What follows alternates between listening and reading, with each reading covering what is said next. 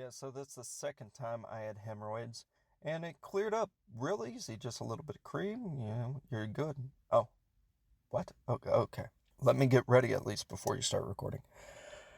All right, give me a count. 4? No, 5. No, all right, we'll start with 4. 4, 3, 2, 1.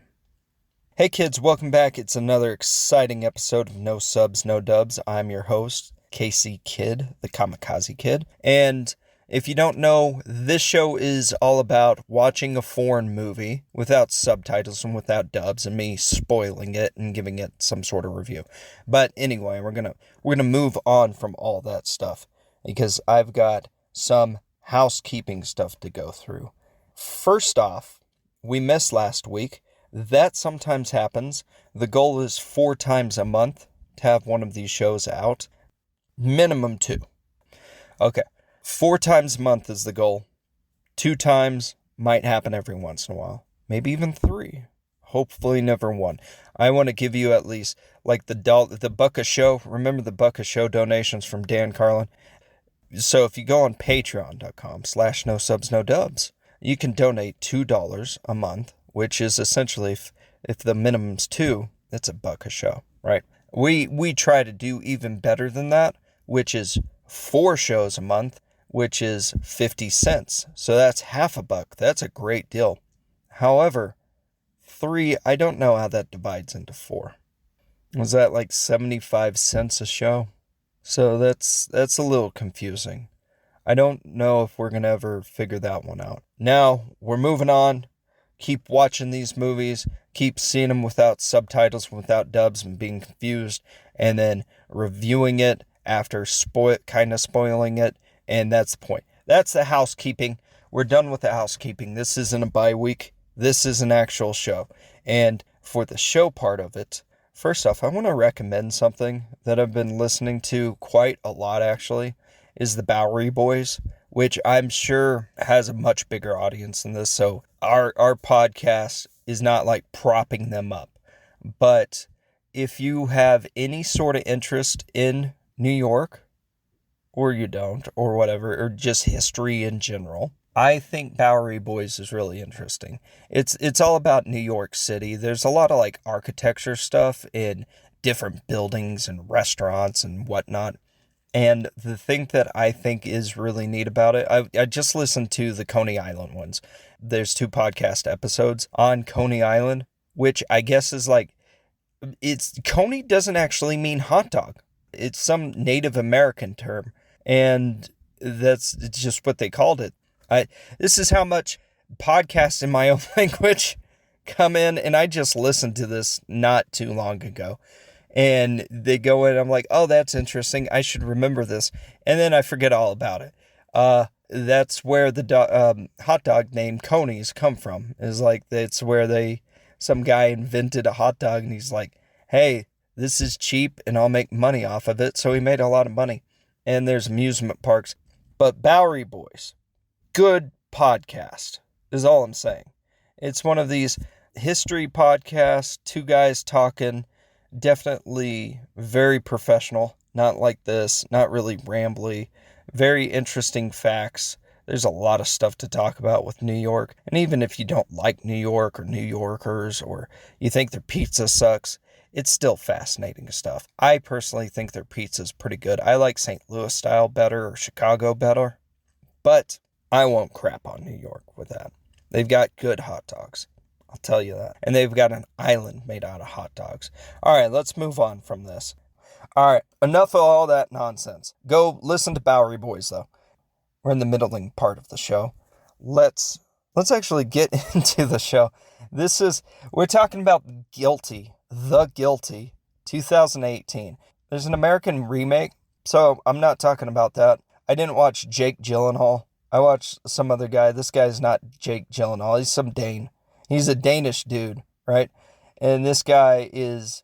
Spoiler. Well, let me say that first. Spoiler alert. There's going to be a bunch of attempted spoilers. This one's going to be hard for me to actually spoil. I took some notes. I thought about freeballing this one and just going with it. And then I was like, I got to take notes. I don't know what's going on. I don't know who's calling. This Danish dude, He's a cop. He's the cop guy. And I think he's like in his 40s or something. He does not seem very happy. He has a stress ball. So he squeezes a stress ball, and he's in this 911 dispatcher unit room. And they're all like they're getting calls. So his first call, it sounds some sort of like medical call. Like, hey, I broke my leg or something. So he's like, all right, you're good. He's kind of taking this job, and he's like, this sucks.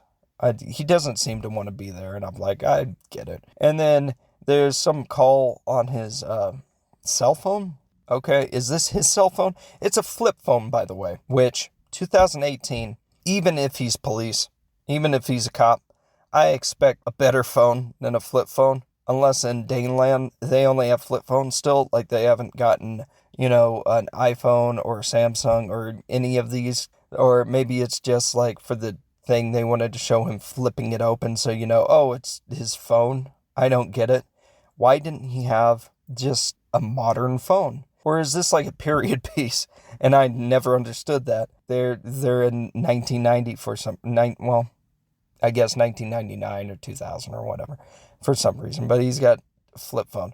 I feel like my timing is off with this.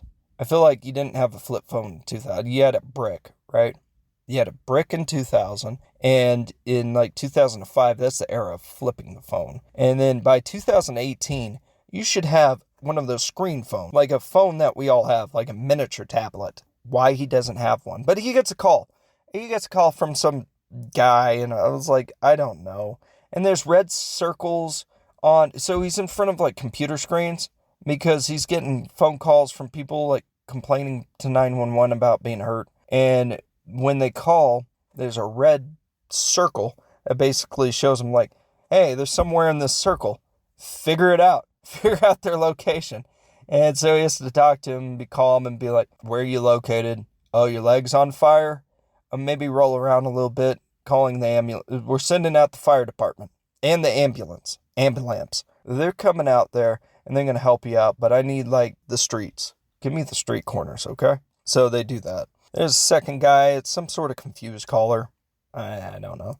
And at this point, he's looking at his watch. He's like, I need to be done. My shift's coming up. Something's not right. I'm looking at the movie going, no, your shift's not up, buddy, because there's still like an hour and 20 minutes of this movie. So you're going to be here for a little bit longer. And you're going to go into overtime. I know that for sure. And he does not seem happy about this. And then he gets some sort of buddy phone call. There's like a call between him and his buddy, I think. I don't know. This is the third call. I just wrote third call as somebody, buddy, right? I'm like, okay. I guess you're making just a friendly call at work. I don't know. Then he gets some water. And he has a water cooler break. He fills up the water, and he's going to take one of those dissolving pills. What are those, by the way? You put some pill in water, and it dissolves and bubbles and foams and stuff. And then you drink it, and like your stomach stops growling. Is that the idea? A growler pill? I have no idea. What are those pills? Anyway, if you want to, I guess, send an email if you can figure it out to no subs, no dubs, and tell me, is that pill for stomach ulcers? I figure one of those dispatching jobs, you get stomach ulcers, and that doesn't sound fun. And stomach ulcers, like when your stomach's bleeding or something inside, and you just you get an IBS and not holding down stuff. I don't know, but it's not good. He drinks this he drinks it eventually. He dissolves it first and it bubbles. And then he gets some call from a lady, and the lady's name Iben.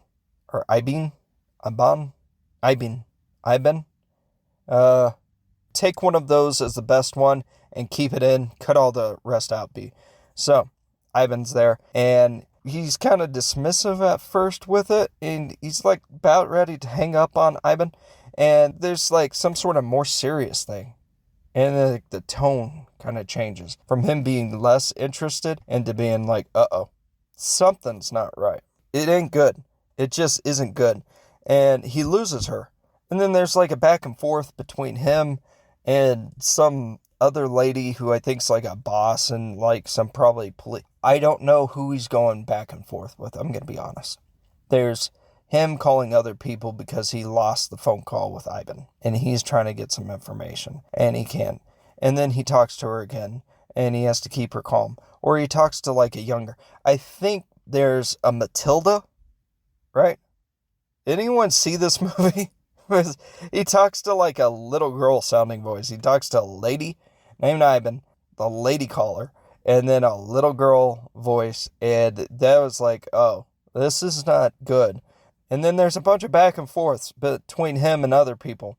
And I'm like, I don't know. This isn't going anywhere. But they're doing a lot of talking.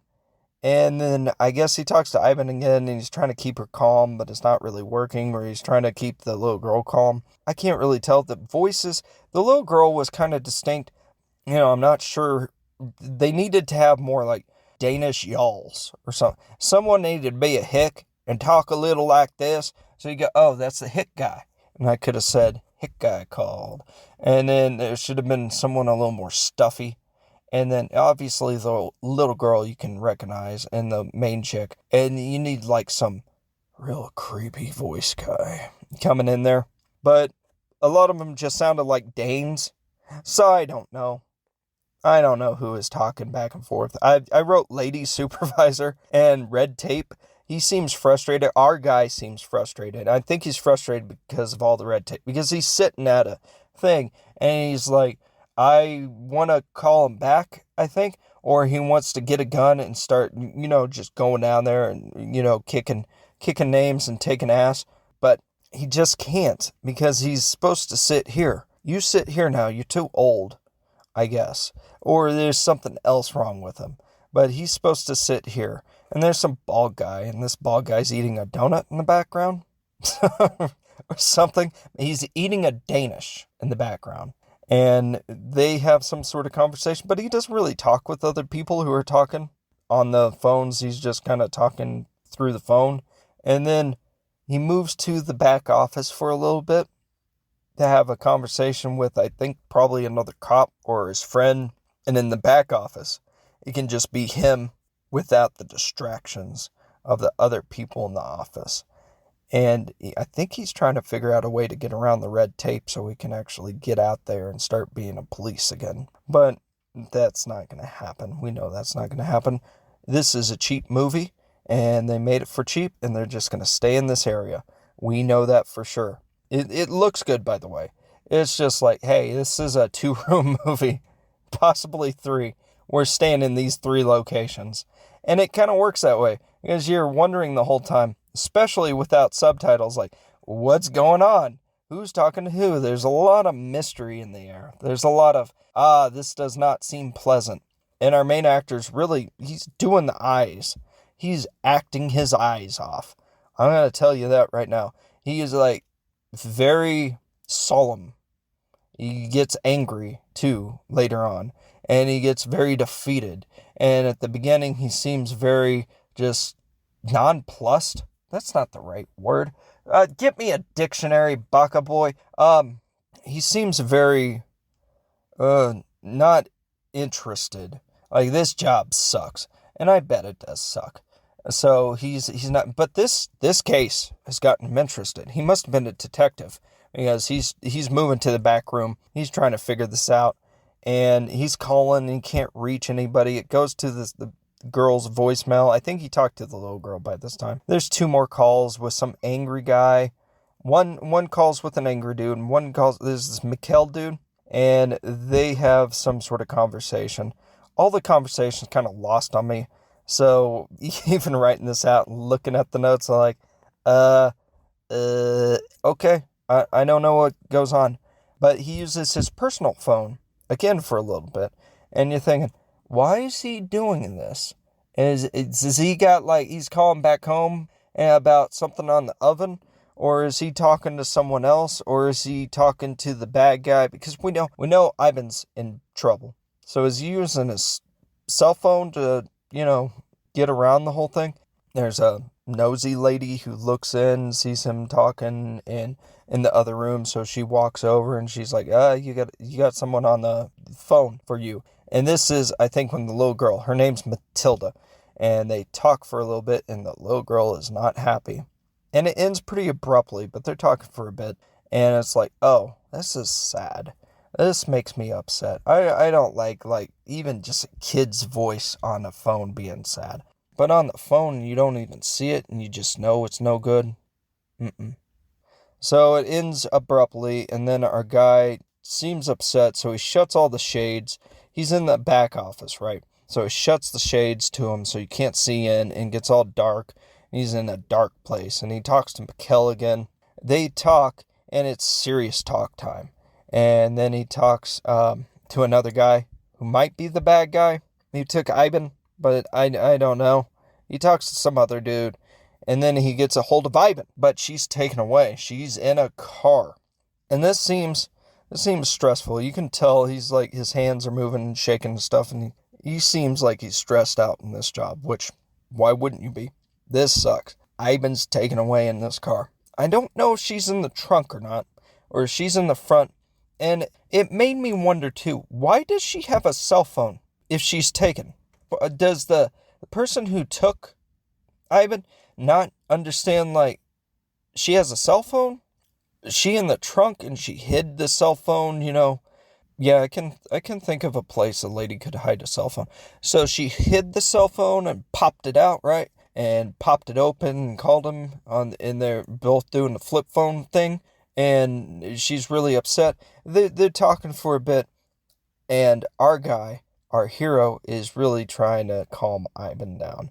But I don't know why she still has a cell phone. I'm just saying, I would never. But if you taken somebody, if I were in the taker spot, I would take away the cell phone first thing. After seeing the video where they track with the red dots, I don't want that. You smash the cell phone and throw it out. So, ladies, watch out for the guy who will smash the cell phone. I'm not saying I would do it, but in that situation. Or you hide the cell phone.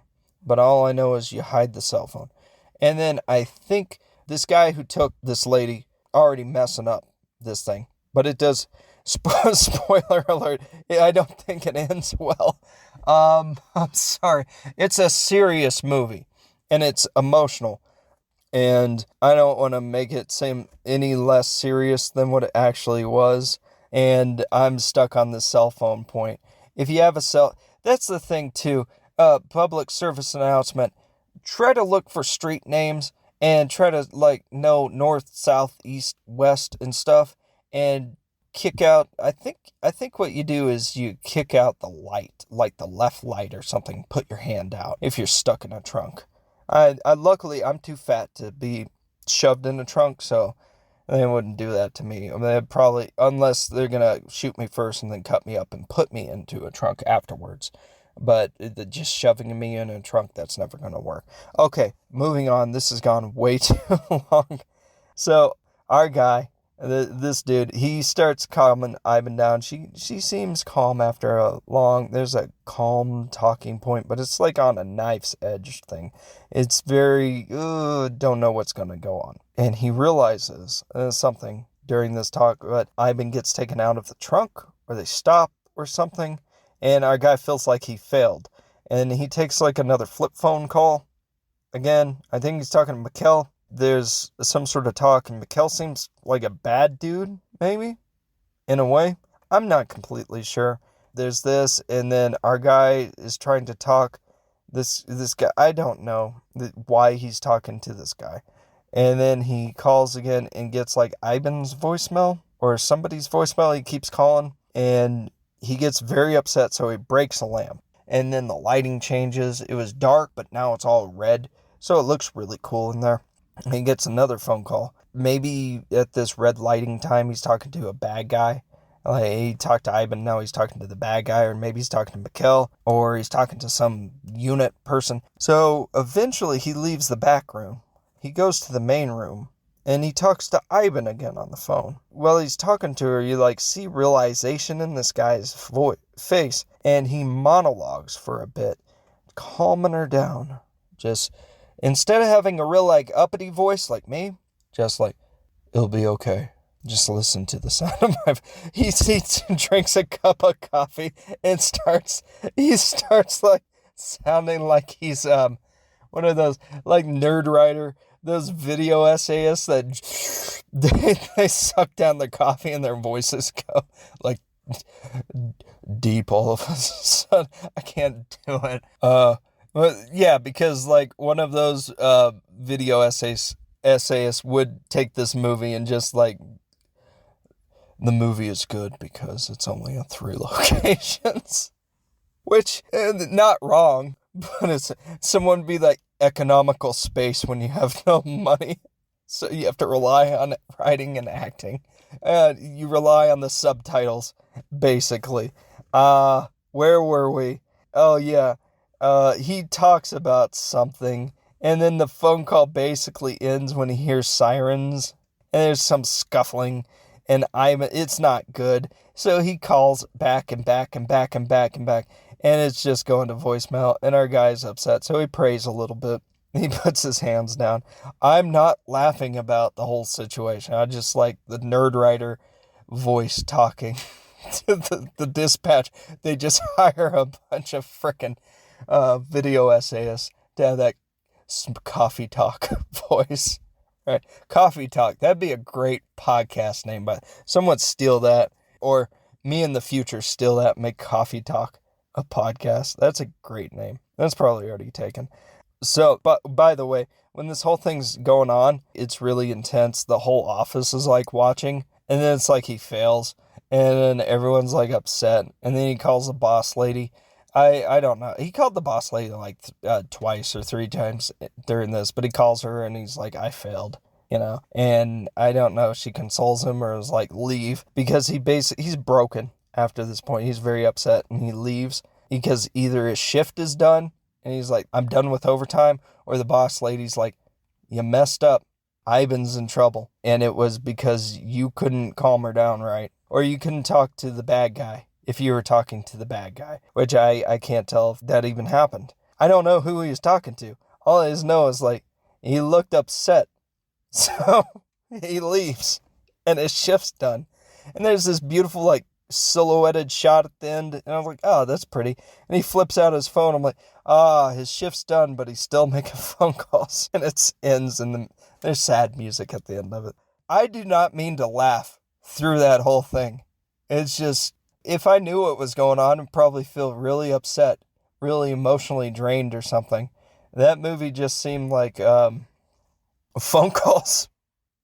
That's a good acting from one dude and a bunch of phone calls. I'll give it to him. And it seemed like equipment or technology from what would it be, the 20th century? When you wanted it from the 21st?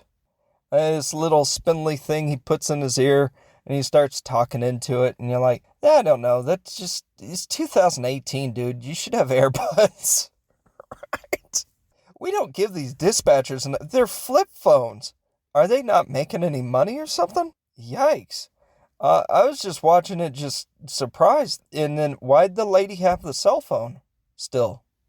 Well, that didn't make sense. And he talked to, I think Matilda must have been like in relation to Ivan. And that was sad.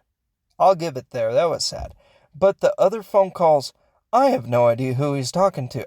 And that's the movie. I'm realizing that when you don't know what's going on, even when the movie's just like this is supposed to be like intense, right?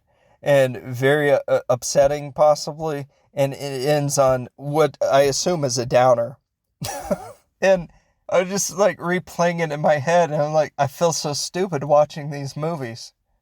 They're fun, but all these movies is just a comedy in a way, because I misremember everything. So yeah, I wouldn't suggest that movie without subtitles. Don't watch that movie without subtitles. Watch that movie with subtitles at least, because I got nothing out of it. I went through those notes, and honestly, I don't think I learned anything. I don't know what happened. All I know is the lady was not in a good spot at the end, and he was pretty devastated by it. And that kind of sucks. But this movie apparently like won awards and looks like it would have been a good movie in a very very emotionally hard movie to watch, and maybe like possibly a Danish masterpiece. Just what other Danish movies? The one Danish masterpiece movie there is. But yeah, without subtitles, all that's just thrown out the window. There's like nothing there for me to latch onto. The acting was good. I will give it a review now. Hard 3 out of 5. Because it's an interesting idea, so I like the idea. So you go out there and you're like, this is a neat idea. So I give like a point there or something. And then the acting was really good. That guy held it all on his shoulders. Or his eyes. Like I said, he was acting his eyes off. And I like shot his eyes and he'd just look over and be like, oh, he's upset. Oh, he's trying. He'd laugh or something. And I'd be like, this guy's a pretty good actor. He's carrying this whole he's the only one you really see. Oh, there's that bald guy. And then the nosy chick and some other outlier characters, right? And then the people on the phones, but they're not acting that good. You can't tell them apart, really. So, no offense. But yeah, so he's acting it. Maybe a hard 3 is too hard. Maybe it's just a 3. Maybe like a soft 3 makes more sense. This is the only movie I've watched so far where I'm dying to know what they're talking about. I don't really care about the other movies. Like I'm like, I don't need to know. I pretty much I think I pinned it down. This one I'm like, I have no idea. I know I understood the word okay, and I also saw like he does not seem happy. But it was pretty good. It was pretty good. I want to watch it again with subtitles. However, contractually, I'm not allowed to watch foreign films in general with subtitles. So that's a bummer. Maybe I'll watch a video maybe I'll drink a coffee and watch a video essayist explain that movie to me. And explain like a walking around shot or something. Where they zoom in and why this zoom in is so important. Right? B, you think we got enough material? I think I just BS this entire episode. Right? Just going around. Soft 3 to a hard 3. Something around there. So somewhere in the 3s. It wasn't too bad. It wasn't great, but it was too bad. I bet you it's a great movie if you know what's going on. I bet you it's like, oh, this is intense. But when you don't know what's going on, you don't know what's going on. So, it is what it is. Anyway, leave a like, review, whatever. 5 stars. Give me hard 5 out of 5, por favor. Follow us on like Spotify or whatever, iTunes or any of those audio things. And also keep with the triangle plan. The triangle plan is we're at the top. We've reached out to listeners. You guys are listening. Loyal listeners. We'll also reach out to 2 other people to loyally listen, those all will reach out to 2 others, and we're creating a giant triangle of listeners, and everyone wins. Patreon.com/no-subs-no-dubs. If you want to give your hard-earned $2 a month to me, much appreciated. And then twitter.com/no-subs-no-dubs-pod. All right. I'm Casey Kidd, Kamikaze Kidd, blowing up all over this bitch. Take it away, baka boy. If you're like me, that is, Casey Kidd, if you're like me, you have 3 to 5 cats coming into your house. Baka boy. Are they serious with this? Okay. They have like 3 to 5 cats coming into your house. I'm going to try to read this correctly. 3 to 5 cats trying to come into your house daily. You won't have even one. You spray it once and your home is safe from predacious cats. Predacious cats coming into your house, stealing your food, breaking your windows, rustling the jimmies of your women. Are they talking about cats still? This is very confusing. Eating your food, stealing your stuff, rustling your jimmies, and you got to get rid of your cats. Make sure you spray the attic as well, because cats like to hide in your attic. Cats might be called cute and cuddly, but they are considered a pest by the American Legion of Pests. Interesting fact. So buy at your local cat store. All right, that was a struggle, Buck boy. Hopefully we keep that we keep that sponsor. They infect humans with cuddling and trying to be on you. You know that paw thing that they do? Where they sit up on your chest and they push down with their paws. You can't have that in night. And then what they try to do is they try to suffocate you while you sleep. They'll go up to your neck. They're just pests. It's not good. Our first, possibly only sponsor, hopefully